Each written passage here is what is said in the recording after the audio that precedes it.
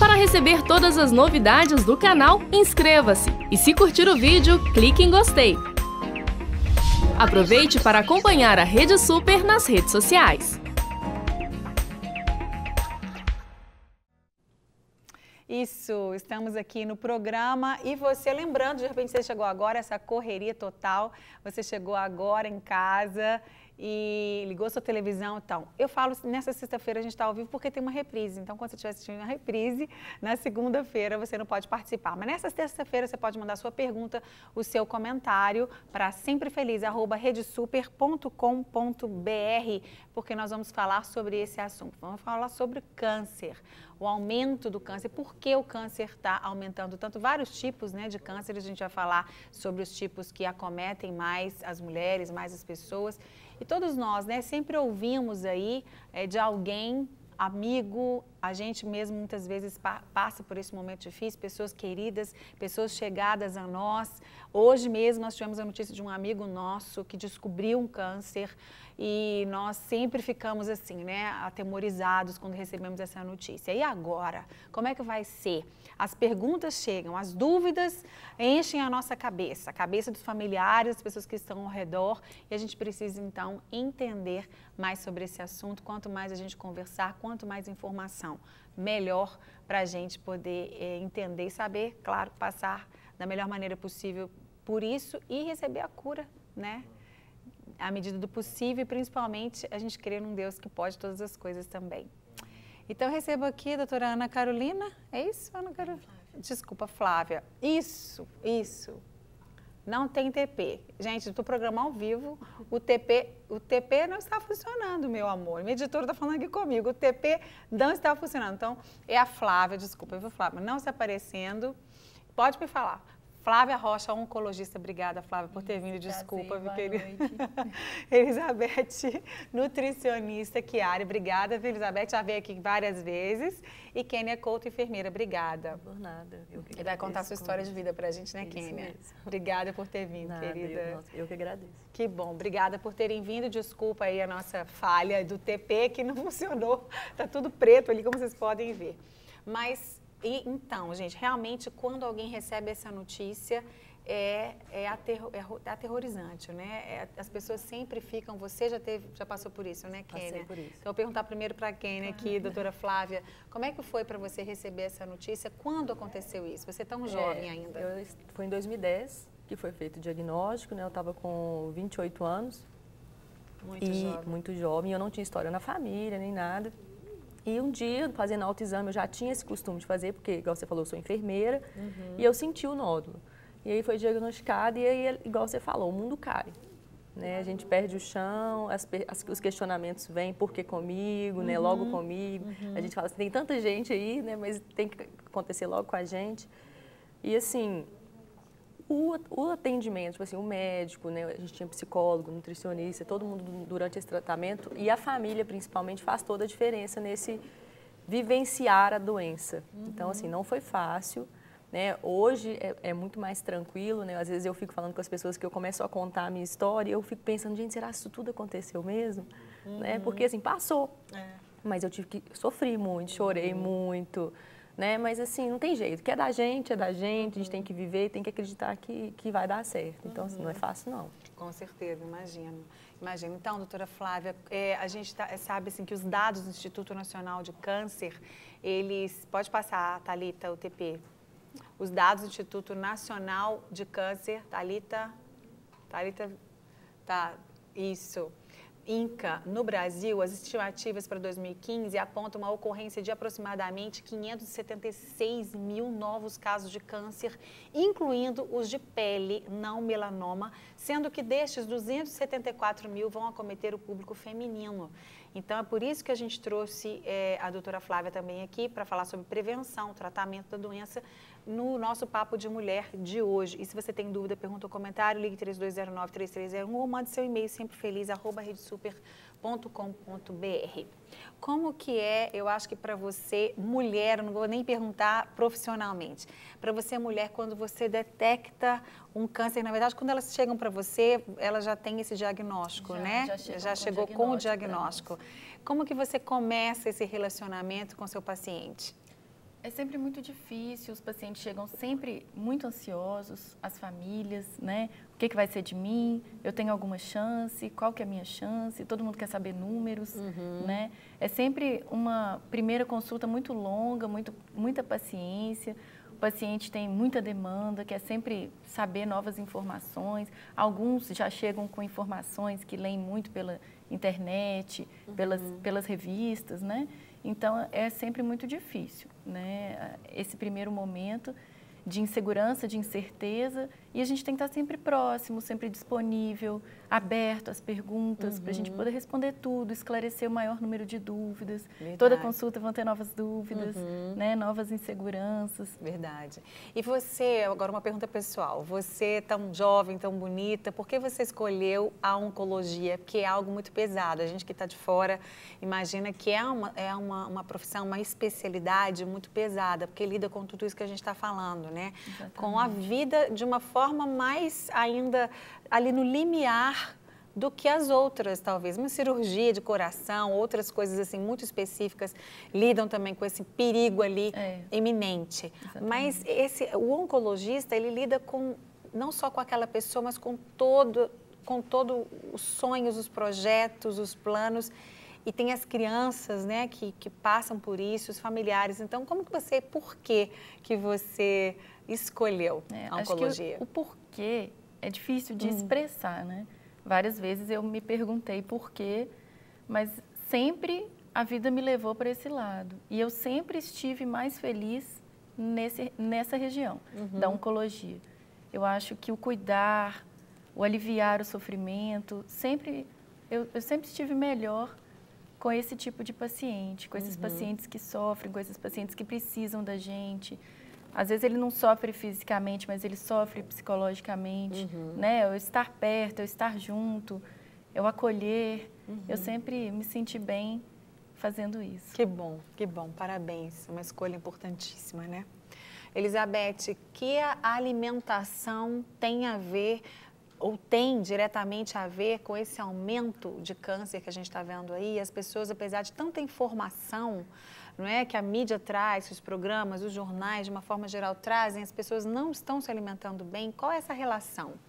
Então, na verdade, a gente está procurando cada vez mais alimentos industrializados. Então, rico em sódio, rico em açúcar, gorduras, que são uma bomba calórica para o nosso organismo, não só calórica, como de nutrientes, maus nutrientes também. E o excesso de agrotóxico que nós encontramos hoje nas frutas e vegetais. São dois tipos de alimentos, né, tanto os industrializados quanto o excesso do agrotóxico, que vai causar uma disfunção aí nas nossas células.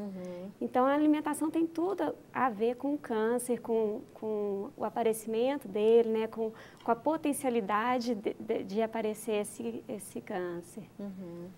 A gente tem que tomar cuidado e ficar atento a isso, né? A doutora Flávia, a Kênia, ela teve um câncer de mama aos 28 anos. A idade, ela tem diminuído, cada vez acometido mulheres mais jovens, vamos falar mais especificamente hoje sobre mulheres, né, no nosso programa, no nosso Papo de Mulher. Isso tem acontecido ao longo dos anos e por quê? Além, desculpa, da alimentação, quais outros fatores podem proporcionar isso? Além da hereditariedade, que é um fator menor, né? A cada dia mais a gente vê com maior frequência o número de mulheres jovens com câncer de mama, principalmente, né? Que é o câncer que acomete mais as mulheres hoje. E eu acredito que hábitos de vida, alimentares, sedentarismo, obesidade, tudo isso interfere. O estresse, né? Cada dia mais a gente trabalha cada vez mais cedo. É verdade. Então, tudo isso contribui. E pode acontecer também um câncer numa pessoa que não tem nada disso, né? Pode acontecer? Pode, claro. Câncer numa pessoa que é completamente ativa fisicamente, que se alimenta bem, que não tem história na família. É uma doença realmente não totalmente explicável, não é?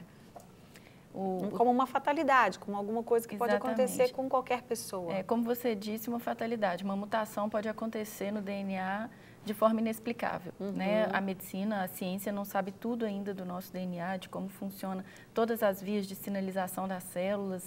É uma coisa incrível, enorme, e a gente conhece só a pontinha do iceberg. Então, realmente, uma pessoa que se cuida, que faz atividade física, que se alimenta bem, que não tem história familiar, ela pode também ter um câncer, infelizmente. É claro que as outras, né, o outro grupo de pessoas, ele está mais propício, tem um risco maior. Sim. Kênia, você disse que sempre fazia o autoexame, mesmo sendo tão jovem, porque geralmente as jovens, é até bom a gente alertar isso, né? Você alertar as jovens, que mesmo, porque muitas vezes as mulheres mais jovens, elas, não, o câncer não vai me acometer a partir dos 35, 40 anos, e aí com 20 e 20 e poucos anos, elas não têm o hábito. É importante, não é? É importante. Eu acho que, para mim, fez a diferença. Se não fosse nesse momento meu ali, né, da intimidade mesmo, que você vai palpar logo depois de um banho, que eu já tinha esse costume para eu me conhecer. Porque eu sempre falo isso, né, por eu ser enfermeira, então estou sempre com contato com as pessoas, com os pacientes, eu tenho que me conhecer para eu sentir que tem alguma diferença. Porque se eu nunca toquei a minha mama e um dia eu sinto, será que aquilo ali é normal ou apareceu agora? Verdade. Né? Então, como eu já tinha esse costume de tocar, quando apareceu o nódulo, eu falei, opa, isso aqui nunca teve aqui, então eu tenho que correr atrás. E aí, quando eu fui olhar... Então, assim, a prevenção, nesse caso, né, Flávia, do autoexame, eu acho que é muito importante para essas mulheres jovens. Então, elas têm que se conscientizar, sim, da necessidade, da importância de estar sempre fazendo e conhecer o corpo como um todo. E aí, não é só o autoexame. A gente não vai no ginecologista uma vez por ano, né? As mulheres, quando fazem 40 anos, têm que fazer a mamografia. Por que a gente não pode começar isso mais cedo e fazer também o autoexame para diagnosticar mais fácil? Porque o que fez a diferença no meu tratamento, com certeza, foi isso. Porque ele poderia estar aqui crescendo e eu achando que estava tudo normal, porque não tive alteração nenhuma, né, na mama, para falar que inchou, que estava doendo, nada disso.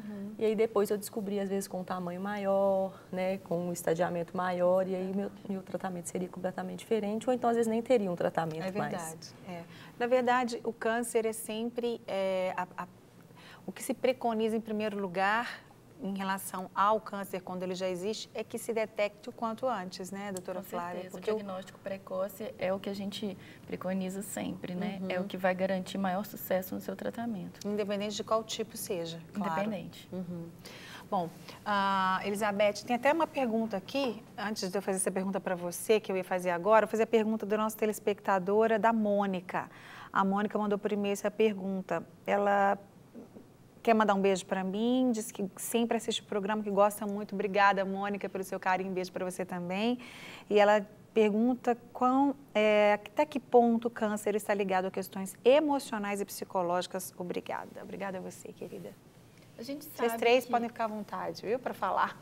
A gente sabe que os fatores emocionais, o estresse, tudo isso provoca alterações nas células, no funcionamento do organismo, isso tudo contribui. A gente ainda não foi capaz de mensurar isso com estudos científicos para falar, né, o quanto que o estresse emocional contribui para o aparecimento de câncer, mas que contribui, a gente sabe que sim. Com certeza. As pessoas que retêm mais, né? A gente também que trabalha com aconselhamento, que estuda a personalidade humana, muitas vezes a gente sabe disso, a gente percebe isso. E a gente também já aprendeu por vários outros estudos, assim, como você disse, não são comprovados cientificamente, porque é algo muito subjetivo, né? Meio subjetivo. O emocional não dá para a gente mensurar muito, como uma balança que a gente sobe e pesa, mas as pessoas que retêm a mágoa, retêm o perdão, não perdoam, pessoas que são introspectivas ao longo da vida e sempre estão guardando, o corpo vai reagir de alguma forma, e uma delas, né, pode ser o câncer. Pode ser várias, claro, várias doenças, várias patologias, e uma delas pode ser o câncer. Imagino também, assim, eu vejo muito essa relação da nutrição com o estresse psicológico, com a ansiedade, não só ligada ao câncer, né? A pessoa, quando está estressada, quando está ansiosa, ela tende a comer mais. Verdade. Ou ela come mais ou ela doce, come bem menos gorduras e sal, ou ela come bem menos e entra num processo de desnutrição. Um diabético, por exemplo, pode ter uma glicemia alterada pelo simples fator estresse. Ele faz uma alimentação super adequada, está num dia de estresse, vai ter uma hiperglicemia. Então, a gente também não pode falar em dados científicos, mas precisos. Na prática eu vivencio muito isso, dessa dificuldade em lidar com o estresse e a ansiedade dos pacientes. A gente sabe que o nosso corpo é um todo, né? É um todo, nós não somos divididos, só o corpo ou só as emoções, né? A mente. Nós somos um todo, então o nosso corpo reage realmente. Por exemplo, eu tenho vitiligo, que é uma doença de fundo hereditário, e o emocional conta muito. A pessoa que é ansiosa, que é nervosa, ela vai se espalhar muito mais rapidamente, né, pelo corpo. E eu brinco que se eu fosse muito ansiosa, nervosa, já estava toda branca. Eu estou ficando branca aos poucos. Eu era bem morena. Algumas pessoas que chegam para mim, assim, que me conheciam antes, falam assim, o meu apelido era Márcia Preta, porque eu era morena e eu ficava muito no sol, trabalhei no sol, dei aula no sol, então eu sempre tive uma pele muito morena, né? E as pessoas falam, você não é preta mais, você é branca. Aí eu estava brincando que eu estava ficando branca igual o Michael Jackson, até parei, porque estou ficando branca, não posso parar de brincar com isso, porque as nossas palavras têm poder. Então a gente não pode ficar brincando com qualquer coisa, não. Mas só fazendo uma brincadeira, que realmente a gente tem que entender, né, doutora Flávia, que nossas emoções, elas contam muito na nossa vida. Impacto. Até na resposta ao tratamento, né? A gente observa, lógico, não existem dados científicos para isso, mas as pessoas que são pessimistas, que entram no processo de depressão, geralmente a resposta ao tratamento é pior. É verdade. Bom, a gente vê isso muito até quando a gente vai visitar alguém. Essa semana eu fui visitar um amigo no hospital, estava no CTI, graças a Deus já está melhorando. E ele é uma pessoa que já passou por várias situações difíceis, mas é uma pessoa que ama viver. Ele ama a vida. Então a gente percebe quanto ele luta, quanto ele é guerreiro, né? E ele acaba passando por assim, você fala assim, nossa, agora vai, tá quase. E ele de novo, ele consegue, com toda a debilidade dele, ele é diabético, tem sérios problemas, mas ele está vencendo aí. Um beijo para o Saulinho, querido, amamos você, Saulinho. Bom, é importante a gente cuidar, né? Eu tenho filhas pequenas, para todos que têm filhos pequenos, a alimentação desde sempre, né, Elizabeth? Desde a gravidez, a gente já tem que se preocupar com isso, porque isso é para sempre aquilo que a gente carrega, que vai ser tão importante na nossa vida. Isso, eu falo que tem que entrar num processo de preparação, ou seja, eu quero engravidar, 1 ano antes, eu já vou procurar nutricionista, já vou preparar meu organismo para essa gestação. Depois que eu estou grávida, como vai ser minha alimentação, porque eu não posso perder peso, eu não posso ganhar muito também, então qual é a quantidade adequada. Depois que nasceu, como é a amamentação, eu tenho que amamentar até o 6º mês, mas se eu não conseguir, o que eu faço? Então a alimentação é muito importante, sim. Quando criança, tentar oferecer todo tipo de alimento para as crianças, elas precisam sentir o sabor dos alimentos, porque é a partir daí que eu vou criar o hábito alimentar do adulto. Se eu crio uma criança com hábito alimentar ruim, provavelmente esse adulto não vai comer bem. E aí vem para a nutricionista depois procurar tentar ter uma reeducação alimentar e vai ser muito mais complicado. Com certeza. Então, a gente precisa ter essa consciência de que a alimentação é por toda a vida, não é num processo, não é num momento específico. Né? Não é porque eu estou doente, ou porque eu quero perder peso, ou porque eu quero engravidar. Não, a alimentação é por toda a vida. É verdade, com certeza. Bom, a gente vai até aproveitar e falar um pouquinho sobre isso. A produção foi às ruas conferir se as mulheres estão se cuidando. E ouvimos especialistas no assunto câncer e fertilidade. Será que tem uma relação? Vamos ver. Bom dia. A senhora cuida da sua saúde em relação ao câncer? Com certeza. Como? Fazendo controle, né, de palpação de mama, exame de ultrassom, sempre acompanhando com médico, mastologista, que eu já tive problema. Então, não descuido nem 1 minuto. Cuido. Cuida como? Faço exame periódico e eu tenho um controle de uma mamografia e tudo. Inclusive de útero também. Sim, porque eu tenho, né, casos na família, então a gente está sempre correndo atrás, procurando. Já começou a fazer mamografia? Faz todo ano? Faço sim. Indo direto ao médico, né? Fazer um exame para saber se está tudo bem. Você cuida da sua saúde em relação ao câncer? Claro que cuido, sim. Cuida como? Indo no ginecologista, né, fazendo a prevenção de câncer, essas coisas. Já fez mamografia? Já faço anualmente. Eu tenho a visita ao mastologista periodicamente e faço a mamografia e cuido com o maior carinho. É a minha vida, a minha saúde. Segundo estes dois especialistas, a prevenção é muito importante não só para evitar o câncer, mas também para preservar o sonho das mulheres que desejam ser mães.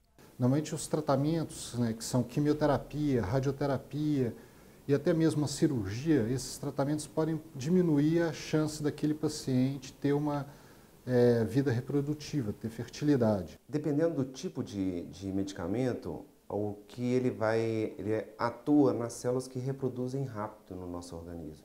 Então, como a célula do câncer. Então, essa medicação, ela vai tentar destruir essas células de reprodução rápida. E as células de reprodução rápida no nosso organismo também são as nossas células sexuais, né? Os espermatozoides e os óvulos.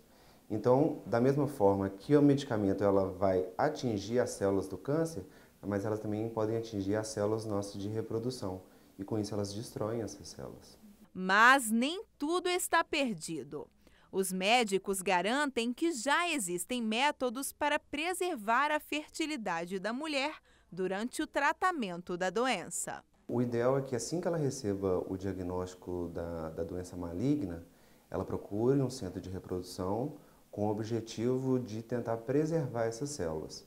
Então, o que a gente faz? A gente superestimula o ovário dela, para que todo mês ela libere um óvulo. A gente tenta recuperar o maior número de óvulos naquele mês de tratamento, para a gente guardar, a gente congela, para que após o tratamento da terapia do câncer, a gente possa utilizar essa célula que não sofreu a interferência da medicação utilizada. Hoje em dia, alguns trabalhos recentes mostraram que a gente consegue utilizar uma droga que é um hormônio, um tratamento hormonal, que o que ele faz normalmente é deixar o ovário em repouso, o ovário da paciente adormecido durante a quimioterapia. E com isso, diminui a chance de você ter infertilidade durante o processo de quimioterapia. Muito bom, obrigada aí os doutores pelas informações. E a gente estava até conversando aqui, né, a doutora Flávia perguntando para a Kênia se ela guardou óvulos. É bom fazer isso, doutora Flávia? O que você indica, além dos nossos especialistas que falaram ali? Cada pessoa tem a sua escolha, como que é? Exatamente, cada mulher tem a sua escolha, tem o seu direito. A gente não pode garantir que a fertilidade vai ser preservada depois da quimioterapia, né? É um tratamento agressivo que, infelizmente, os efeitos colaterais, eles afetam todas as células do organismo, inclusive os óvulos, né? E então, assim, para quem tem o sonho de ser mãe, para quem quer muito, a gente recomenda, sim, que faça um acompanhamento, que procure um centro de fertilidade, talvez, né, congelar os óvulos, né, para um futuro, mas não significa que a fertilidade não volte. Ela pode voltar, sim, depois do tratamento. Que bom. No caso dos homens, os homens que também tiveram câncer, também podem se tornar inférteis? Pode. É a quimioterapia como um todo, assim, né? Afeta tanto os óvulos como os órgãos genitais masculinos também. É todas as células do corpo. Ok. Bom, deixa eu só fazer um parênteses aqui, porque eu falo para você mandar seus recados. Tem uns recadinhos, a Sarina Maia de Sarzedo. Márcia, minha filha Luana, gosta muito do seu programa, manda beijos. Beijos, Luana, para você de Sarzedo, para todos vocês que assistem a gente. A Ana Maria de Belo Horizonte, Márcia, parabéns pelo programa. Ora em favor da minha família, meu filho está com problemas relacionados a drogas. Coisa terrível, né? Esse assunto também de drogas, infelizmente, está acometendo tantas famílias e destroem muitas vezes essa relação tão difícil em relação a essas drogas, porque a gente sabe quanto sofrimento chega nas famílias através das drogas. Vamos orar sim, viu, Ana Maria? E Deus pode libertá-lo, trazer libertação para ele desse problema tão sério. A Lúcia Maria Vasconcelos de Betim. Márcia, gosto muito de assistir o seu programa. Ore por mim. Vamos orar sim, Lúcia. Beijo para você, querida. Obrigado pelo seu carinho. E outra Ana Maria diz, Márcia, grande abraço e beijo. Gosto demais do seu programa. Obrigada, querida. Deus abençoe muito vocês também. Viu? Bom, a gente vai para um intervalo rapidíssimo, você pode aproveitar o intervalo, mandar a sua pergunta, o seu comentário para 3209-3301 ou semprefeliz@redesuper.com.br. A gente volta rapidíssimo. Até já. Já estamos de volta aqui no Sempre Feliz. Hoje é dia de Papo de Mulher. E a gente está falando hoje sobre um assunto muito importante e muito sério. Estamos falando sobre prevenção e tratamento do câncer. Eu recebo a oncologista Flávia Rocha Paz. Obrigada, Flávia, mais uma vez, está aqui do meu lado.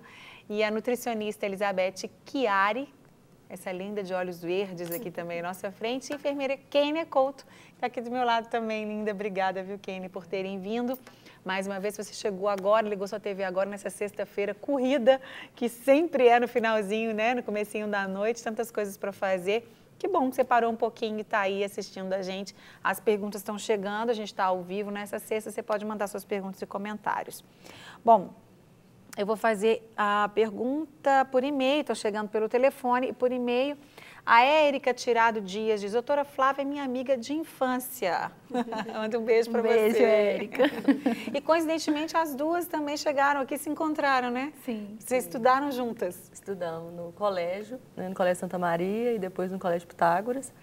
E aí a gente sabia que era a doutora Flávia que viria, eu aguardando, a Flávia chegou e falou: sei que é a doutora Flávia, ela, sei que é a paciente. Eu falei, é uma coincidência. E vocês não tinham se visto mais, tinha muitos anos. A gente tem contato, ver no Facebook, né, essas coisas, mas contato mesmo a gente não tinha tido mais. Que legal, que interessante. Foi o papo de mulher bem íntimo hoje, né? Está sendo, que bom. Bom, a Gisleia, ela pergunta quais são os sintomas de uma pessoa com câncer no colo do útero. Agradeço pela participação, nós que agradecemos, Gisleia, beijo. O câncer de colo de útero também é importante fazer o preventivo anual, né, para todas as mulheres, porque ele não manifesta tantos sintomas e quando vai manifestar, já manifesta em estadios mais avançados, pode ser um sangramento vaginal, corrimento, dor para ter relação sexual. Então, são sintomas que às vezes as mulheres não valorizam no início, porque pode ser comum a outras doenças. Então, o preventivo é tão importante por causa disso. Joia, tem mais perguntas aqui, mas eu quero fazer uma pergunta para a Elizabeth, a nutricionista que está aqui com a gente. Existem algumas coisas, alguns alimentos, sucos que podem ajudar, Elizabeth, durante o tratamento do câncer para melhorar? Porque um dos efeitos colaterais é a mudança do paladar, não é? E também até pela saúde mesmo da pessoa que não tinha hábito de consumir aquele alimento, pode acrescentar esse alimento na sua dieta? Tem sim, a alimentação pode ajudar em tudo. A gente sabe que os efeitos colaterais dos medicamentos utilizados podem causar uma diarreia, uma constipação intestinal, pode causar uma tonteira, uma náusea, o gosto metálico na boca é muito comum. E aí a nutricionista tem um papel fundamental para orientar quanto à alimentação, que é, por exemplo, incluir um gengibre para temperar uma carne, para temperar uma sopa, porque o gengibre ele vai cortar um pouco desse gosto amargo, azedo. Gotinhas de limão na água também. Utilizar chá, por exemplo, com canela, casca de laranja, porque você vai estar estimulando a produção de saliva e, ao mesmo tempo, tirando esse sabor também amargo dos alimentos, da boca, né? Não dos alimentos, porque eles não têm esse sabor. Na verdade, é o paladar que está alterado devido aos medicamentos. Então, a água aromatizada, eu gosto de trabalhar muito também, que seria assim, uma laranja com folhinhas de hortelã, um alecrim com maçã. São combinações que vão te proporcionar uma melhora do paladar. E até no meu tratamento mesmo, a dificuldade que eu tinha muito era de comer, mas determinados tipos de alimento. E aí, em cada quimioterapia era específico. Por exemplo, teve quimio que eu só conseguia comer doce. Não conseguia comer nada de sal. Mesmo? Aí na próxima, aí todo mundo comprava tudo de doce, na outra eu não aguentava nem ver doce, aí eu queria só sal. Aí eu até comentei com a Elizabeth que teve uma que eu só conseguia comer azeitona. Meu Deus. Pelo sal, né, pelo o sabor mais forte, era o que descia. Então, assim, na hora que ficava aquele gosto ruim, eu comia uma azeitona e aliviava bastante. E o sorvete de limão, porque era bom. Você falou da questão do sabor e também do enjoo. Né? Impressionante o tanto que aliviava aquela minha náusea, né, que tinha demais o tempo inteiro. E aí o sorvete de limão dava uma salvada aí que era Bacana. Seu marido que se prepare, se você tivesse desejos assim na gravidez, quero só, mas bem que você teve desejos fáceis, né? Fáceis, sorvete de limão, qualquer esquina a gente acha, né? Azeitona também. Você não vai poder ter desejos daqueles bem malucos, né? Depois disso, né, a gente brinca, mas depois disso, tudo que vem é festa, não é? Tudo é festa agora. Tudo tá ótimo. Eu falo, quando você falou um pouco daquela questão emocional, o tanto que a gente muda, né? Então, por isso que eu falo que às vezes tudo a gente tem que tirar um lado de uma coisa boa que acontece, né? É lógico que a doença não é, ninguém quer que aconteça. Mas eu consigo avaliar hoje tudo de bom que aconteceu na minha vida pelo fato de ter ficado doente. Né? A Flávia que me conhecia, sabe, eu era uma pessoa muito introspectiva, não era parece. muito de... aí hoje não, hoje eu já sou mais falante, já sou mais sociável, né? Eu era muito de guardar, não conseguia chorar. Eu chorava só dentro do banheiro, escondida na hora de tomar banho, entendeu? Hoje não, deu vontade de chorar, eu abro a boca e chorar. Isso. Então, assim, falo o que eu gosto, faço somente o que eu gosto, o que eu quero. Então, a gente muda muito. Então, sempre tem alguma coisa boa pra gente tirar uma lição aí desse momento tão difícil que a gente passa. Com certeza. Assim, eu creio que a gente não entende muitas vezes, como você perguntou, por quê? Por que eu? Logo comigo, né? É claro, vai acontecer com qualquer um, a gente também pode saber por que não comigo, né? Por que vai acontecer com a outra e não pode acontecer comigo? Pode acontecer com qualquer um. E Deus, Ele é maravilhoso e Ele sempre nos ensina e a gente tem que estar aberto a aprender aquilo que Ele quer nos ensinar nesse caminho de dificuldade. E a gente vai com certeza ser melhor, ter relacionamentos melhores, não apenas nessa dificuldade que eu estou falando, mas com qualquer outra pela qual a gente passa na vida. Todos nós passamos, uma na enfermidade, outra em outro tipo de problema que tenha, não é? Mas a gente precisa entender isso, que Deus, Ele sempre nos ensina, Ele cuida de nós, e na hora que a gente acha que a gente não vai dar conta, Ele sempre nos sustenta e nós precisamos entender e estar dependentes dEle e saber que Ele vai nos ajudar. Perfeito, sempre. A fé é importante, não é, doutora Flávia? Muito importante no tratamento.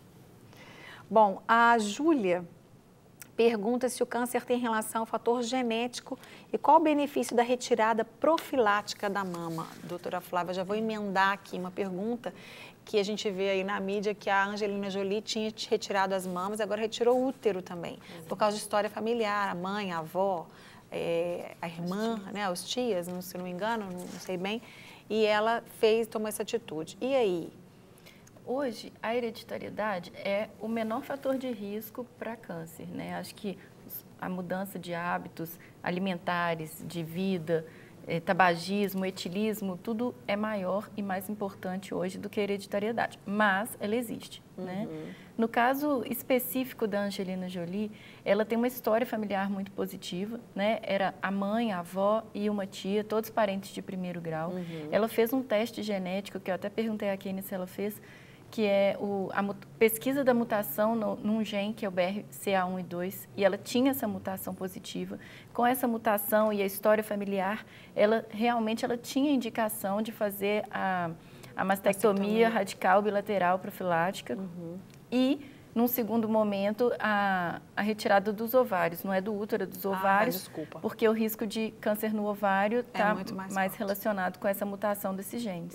Então, ela tem indicação, muitas pessoas fizeram piada, né, no WhatsApp, a gente recebeu muitas coisas, mas ela tem indicação e ela está sofrendo as consequências disso, porque quando a pessoa faz a remoção dos ovários, ela entra em menopausa, então ela tem aqueles efeitos colaterais todos da menopausa induzida principalmente, não foi um processo natural, né? Ela fez uma mastectomia bilateral, precisou de fazer a reconstrução, não é a mesma coisa do que os seios naturais, né? Então, uma mulher muito famosa, muito bonita, que se submete a isso, ela foi muito corajosa, foi com indicação.